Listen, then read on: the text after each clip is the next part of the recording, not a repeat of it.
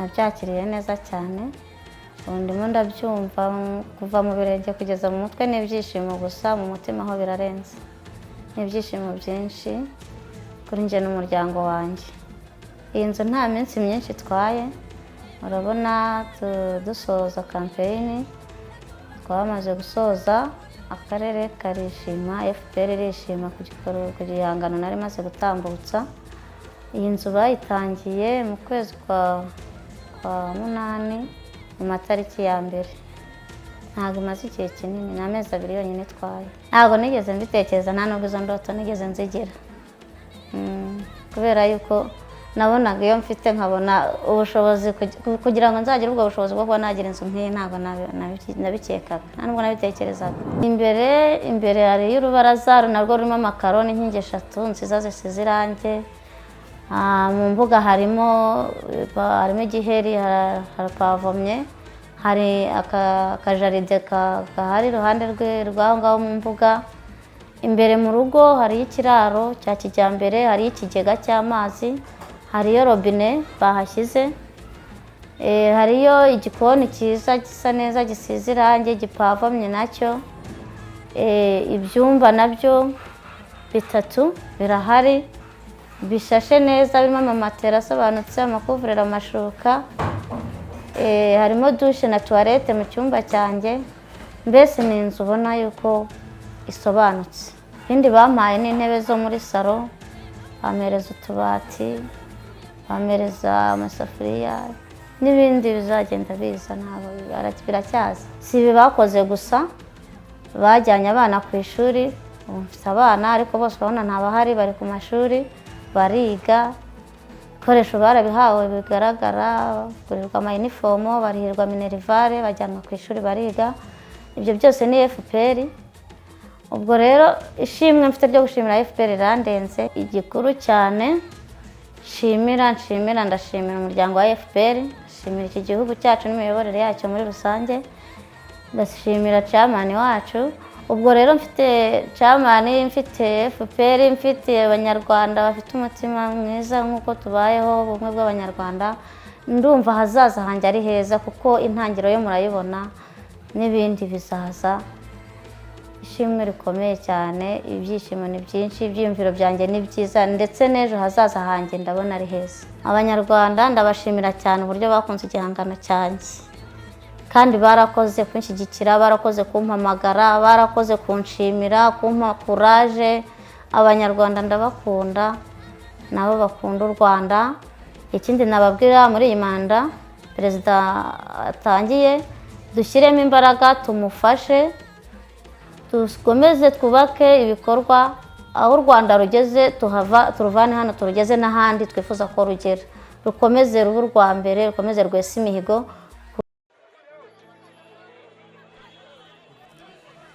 Yes, ni the QuickTimes news rero, n'ubundi nk'ubusanzwe ni update, ni breaking news, aho mu gihugu cya Repubulika Iharanira Demokarasi ya Kongo ibintu biteye ubwoba byabaye muri iki gitondo mu mujyi wa Goma, ubwo habaga imyigaragambyo n'imiryango y'abahohotewe no kurohama mu bwato bwa MV Merdi. Ni iki rero cyari cyabaye kuri iyi nshuro? Aba bari mu mihanda bafunga imihanda, barasaba imirambo yabo bakundaga gushyingurwa nk'uko buri muryango ubyifuza. Barifuza ko buri muryango wabaha umurambo wawo ukawishyingurira uko ubyifuza. Naho rero ni mu gihe mu butumwa bwo mu mujyi wa Goma mu mpera z'icyumweru gishize, VPM waho w'umujyi y'imbere mu gihugu Jacques Menshabani yari yarasezeranije aba bantu gushyingura mu cyubahiro byubahirije imigenzo. Ni the QuickTimes news rero, nakagaruka ibi bibaye nyuma y'uko hashize icyumweru hari ubwato burohamye, ubwato bwa Merdi, n'ubundi abantu bamwe bakahasiga ubuzima ndetse bamwe bakaburirwa irengero. Biravugwa rero ko benshi bamanukanye na buriya bwato nta n'umwe babashije kubona, akaba aribyo biri guteza n'abantu kwigaragambya bigeze ahangaha. Ababashije kuboneka rero n'abari bari hejuru y'ubwato babashije gusimbuka mu mazi, uwabashije koga yaroze aratabarwa, abandi batabari bashije koga, aba batabara babagezeho bamaze kuvamo umwuka. Abo rero bashizemo umwuka babonye nibo bashaka ko bashyingurwa mu uko buri muryango ubyifuza, mu gihe leta yo yumva yifuza yuko aba bantu bashyirwa mu cyobo kimwe bakabashyingurira icyarimwe.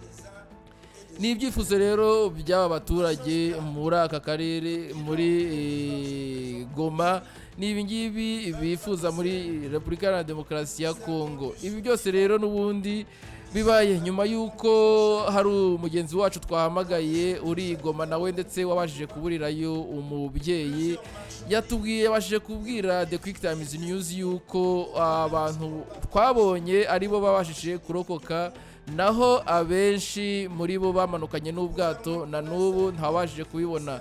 Mu makuru yatwihereye rero ku murongo wa telefone yatubwiye yuko uretse abo twabonye gusa, naho abandi baramanutse bajyana n'ubwato hasi muri metero nka 500 z'ubujyakuzimu.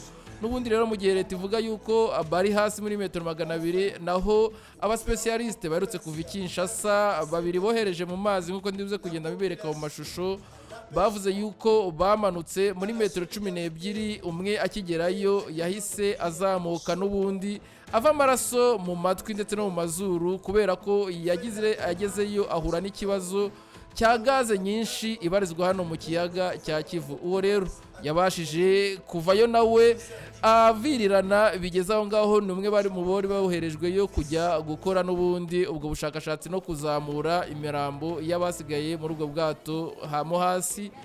Biravugwa rero mu makuru atangazwa ko nawe yaje kujyanwa kwa muganga, ubu ngubu akaba yahise nawe yitaba Imana. Biragoye rero cyane ko ubu bwato bwazaboneka, dore ko abenshi mu babuze ababo bakoreye ibiriyo ku mafoto. Biragoye yuko rero aba bantu baburiye muri ubu bwato bazaboneka, bitewe nuko bavuga yuko ubu bwato bwamanutse hasi cyane kandi burengaho gaze ibarizwa mu kiyaga cya Kivu, bujya hasi muri metero nka 500 y'ubujyakuzimu. Biragoye rero kuba aba bantu bazabasha kuzamurwayo, ariko reka dutegereze. Ni The QuickTimes News rero nakagaruka, nta kindi usabwa uretse kureba aho hasi maze ugakanda kuri buto ya subscribe, maze tukajya tubana 5 kuri 5 mu makuru. Nkuko nawe basezeranije rero mugenzi wacu uri Goma mu ijwi ryiza yakoresheje kuri telefone ye, reka ndibasigiremo maze muze kubyumva ibyo nawe yatangaje. Nibishoboka batumva ururimi rw'igiswahili cyangwa se igifaransa, ndaza kugenekereza mbasobanurire mu rurimi rw'ikinyarwanda. Na hawakuonekana wote, hawakuonekana, ni kusema bato ilianguka kwenye gaze iko bien na wa specialiste wewe walileta kuko specialiste moja kwanza alishakufa, wote walikuwa washaogopa kwenda hako, kukakuwa sembo wa specialiste mumwasa alishuka kule gaze kamkamata, akatoka kule mapua iko natoka mu mapua mu masikio fazi yote, lakini na hivyo alishakufa. Ni kusema bato ilianguka, kasa ilianguka ku 12 metre kushuka chini ewani oro bahari como ma 500 metre vile 500 metre 1 kilometre pale kushuka chini kabisa sana. Sasa mu 12 metre asemu kama nani magazi nini na nini, ndio vile wana bato kabisa, watu yote na meza kabisa.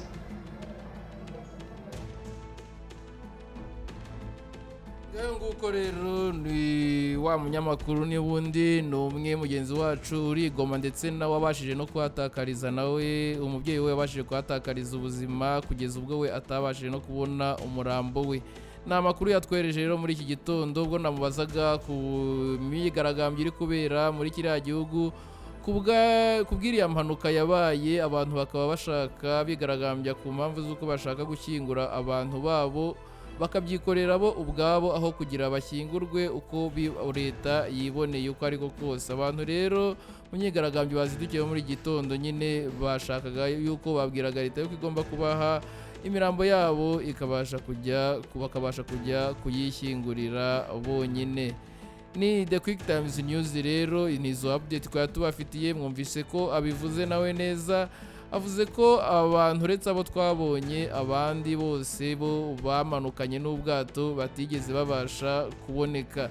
Repubulika Iharanira Demokarasi ya Kongo rero ikagomeza kuvuga imibare mikeya y'abantu bazize iyi mpanuka kugira ngo nihabaho igikorwa cyo kugira ngo batange cyangwa se bafashe ababuze ababo muri iyi mpanuka y'ubu bwato kugira ngo bazasohore ibintu bike byo kubafasha, ndetse bivugwa yuko nta bintu bidasanzwe byabaye, naho ubundi ariko abantu baguye muri iyi mpanuka biravugwa yuko bakabakaba abantu barenga 300 baburiye ubuzima muri iyi mpanuka y'ubu bwato, naho ababashije kurokoka bo akaba ari bake bagera mu bantu 76 nk'uko ibinyamakuru bitandukanye byagiye bibitangaza.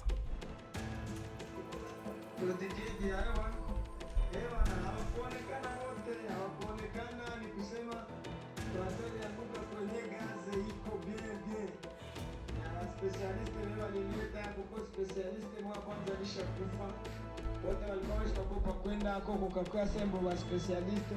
Mumwasa alishuka kule gaze kamukamata, katoka kule mapua iko natoka mumampua mumasikio fazi yote, lakini na hivi alishakufa.